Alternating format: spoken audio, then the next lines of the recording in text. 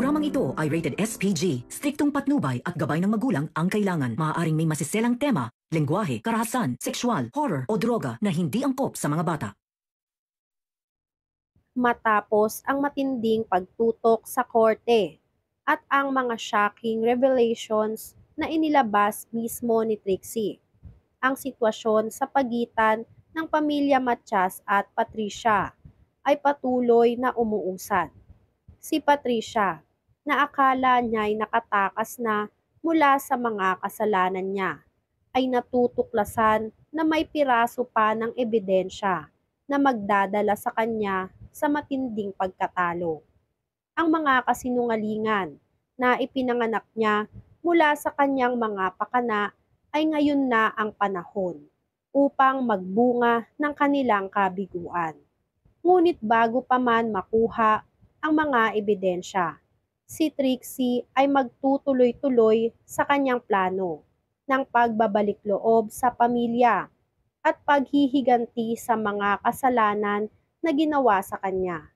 Matapos ang pagpapakita ng mga recordings at mga testimonya, hindi lang si Patricia ang tila nababahala, pati na rin ang mga kaalyado niya, kabilang na si Attorney Zamora, ay nag-uurong sulong sa kanyang posisyon. Si Attorney Zamora, na dating abogado ni Patricia, ay biglang nagbago ng ihip ng hangin sa kabila ng pagiging isang tanyag na abogado. Napagtanto niyang hindi siya kayang iligtas ng mga kasinungalingan na ipinasikat ni Patricia. Nasa isang malupit na crossroads si Patricia kung magtutuloy-tuloy pa ba siya sa pagtangkang masira ang buhay ng iba o magtapat na sa mga kasalanang ginawa niya. Ang mga kaganapang ito ay nagbigay daan sa isang masalimuot na twist. Si Lilet, na may mas matibay na pananaw sa paghahanap ng katarungan para kay Ino, ay hindi lamang nakatuklas ng mas maraming kasinungalingan mula kay Patricia. Inamin ni Trixie sa kanyang pagbisita sa pamilya De Leon ang buong detalye ng mga plano ni Patricia, na hindi lang siya ang pumatay kay Attorney Meredith, kundi pati na rin ang ilang mga paglabag sa batas na hindi pa rin nabubunyag. Si Lilet, na sa una ay nahirapan sa pagbabalik loob sa mga kakampi ng pamilya, ngayon ay nagtataglay ng matinding alyansa kay Trixie upang magsanib puwersa laban sa kasamaan ng ina ni Trixie, si Patricia. Pinag-usapan nila ang mga susunod na hakbang. Kasama na rito ang isang malupit na pag-amin mula kay Trixie, na natagpuan niyang hindi siya matatahimik hanggat hindi niya napapatawad ang sarili, at nasisiguro na makuha ng pamilya De Leon ang hustisya para sa anak nilang si Ino. Binanggit ni Trixie ang sakit at paghihirap na kanyang pinagdadaanan mula sa kanyang sariling ina, at pati na rin ang mga lihim na hindi na dapat itago pa.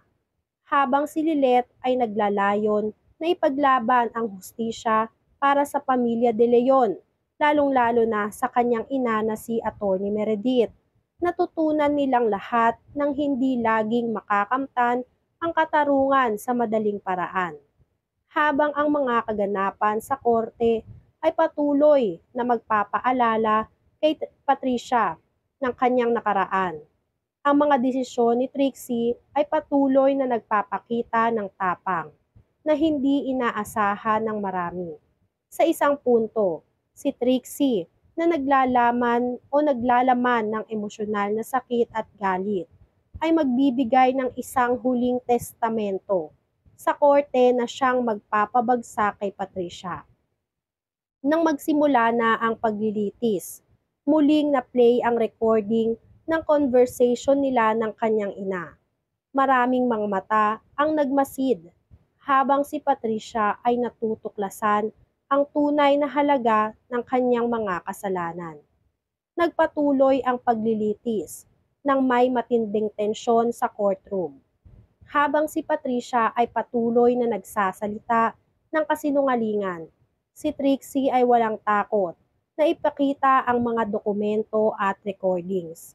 Sa isang pagkakataon, nagkaroon ng matinding sagutan sa korte. Nagsabi si Patricia ng masasakit na salita laban kay Trixie. Tinawag pa nga itong si Lilet na bastarda at walang hiya. Samantalang tinawag naman na walang utang na loob si Trixie, dahilan upang mag-init ang sitwasyon. Ang tense na atmosphere sa courtroom ay naging isang paghahamon kay Lilet at sa lahat ng mga kasangkot sa kaso. Nagsimula silang makita ang posibilidad na patuloy pa silang makakapagpatibay ng kaso laban kay Patricia at sa mga kasamahan niyang kriminal.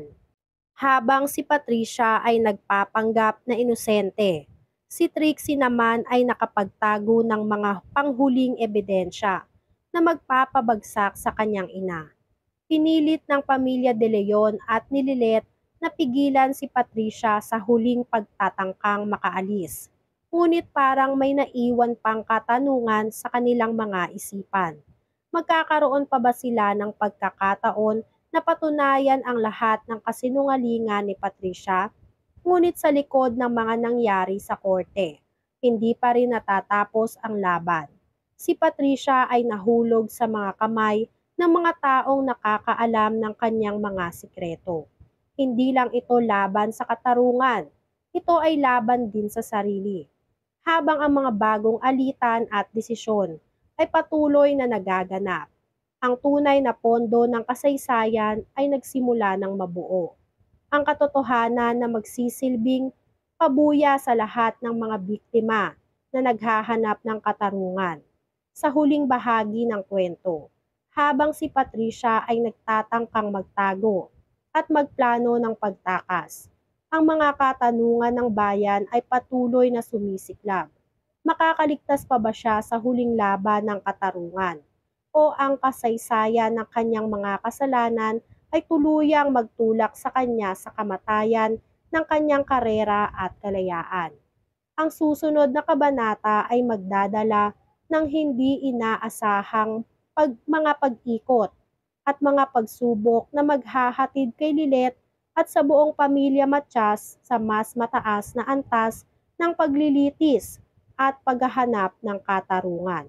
Yan nga ang mga kaganapan at mga dapat nating abangan dito sa Lilet Matias.